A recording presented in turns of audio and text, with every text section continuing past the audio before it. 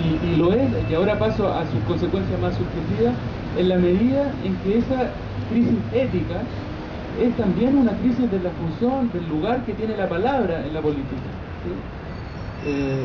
Hoy en día uno puede utilizar toda suerte de eufemismo para decir cualquier cosa, y las respuestas que provienen generalmente del sistema político a las demandas que son planteadas son respuestas que en rigor no apuntan a la verdad de lo que está en juego, es decir, que son respuestas puramente retóricas. Yo creo que hay una crisis de la palabra al interior de la función política, ¿no? Y esa crisis de la palabra es finalmente una crisis de credibilidad. Entonces, una consecuencia entonces de este divorcio entre cultura y política y sus consecuencias éticas es lo que a mí me parece es algo muy evidente, que es la crisis de la credibilidad. Y la credibilidad significa no solamente la credibilidad de las instituciones, que efectivamente es un aspecto muy importante, sino que la credibilidad como una condición mínima de lo que clásicamente se denomina el pacto social. Es decir, nosotros podemos estar en un pacto social, en una relación de unos con otros, podemos sobrevivir como colectivo en la medida que tenemos una mínima confianza, una mínima, no digo una total, una mínima confianza en el otro. Y esa credibilidad, pienso yo, está en una profunda crisis. Por lo tanto, no solamente tiene que ver con una crisis de lo que es la política y las instituciones, sino una crisis en lo que hay de político en la relación de unos con otros. Crisis de credibilidad que, dicho de otro modo, puede denominarse como una crisis de confianza. Y con esto retomo los típicos indicadores por ejemplo, del PNUD respecto a la situación de la subjetividad en la sociedad chilena de las últimas décadas. Si hay algo que caracteriza esta subjetividad, es una crisis de confianza. Y la crisis de confianza, por supuesto, es una crisis de confianza respecto al otro.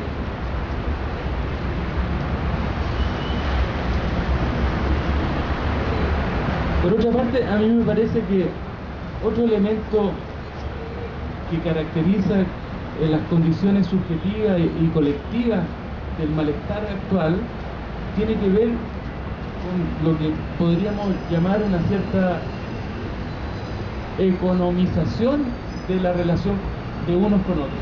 Es decir, el hecho de que el discurso, el lenguaje, el modo de vivir propio de la economía o de las finanzas, si ustedes quieren, ¿no?, se ha entrometido en el orden de las relaciones humanas de una manera muy violenta.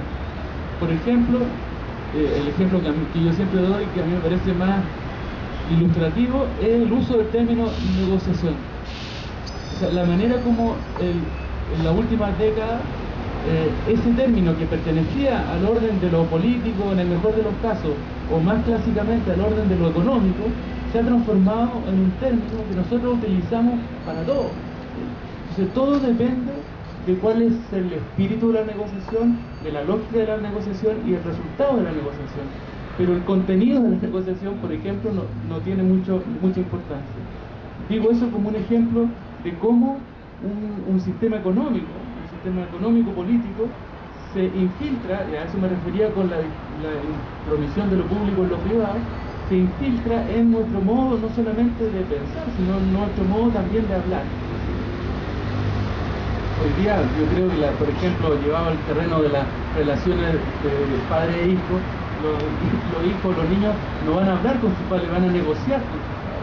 Entonces, lo que quiero decir es que la negociación traduce un término económico al plano de las relaciones personales o intersubjetivas.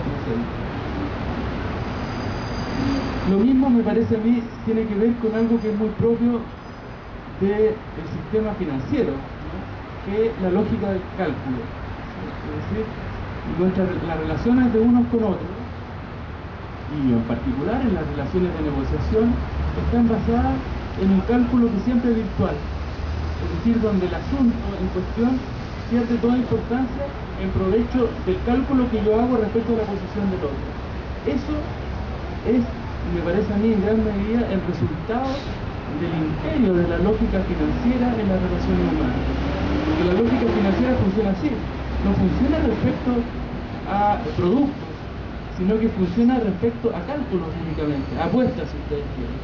Y me parece que esa lógica ha atravesado también nuestra vida cotidiana.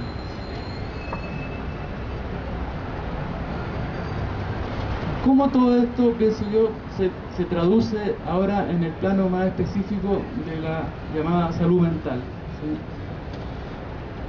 ¿Cuáles son los problemas que uno pudiese, no voy a decir diagnosticar, sino definir como consecuencia de este estado de cosas? A mí me parece que,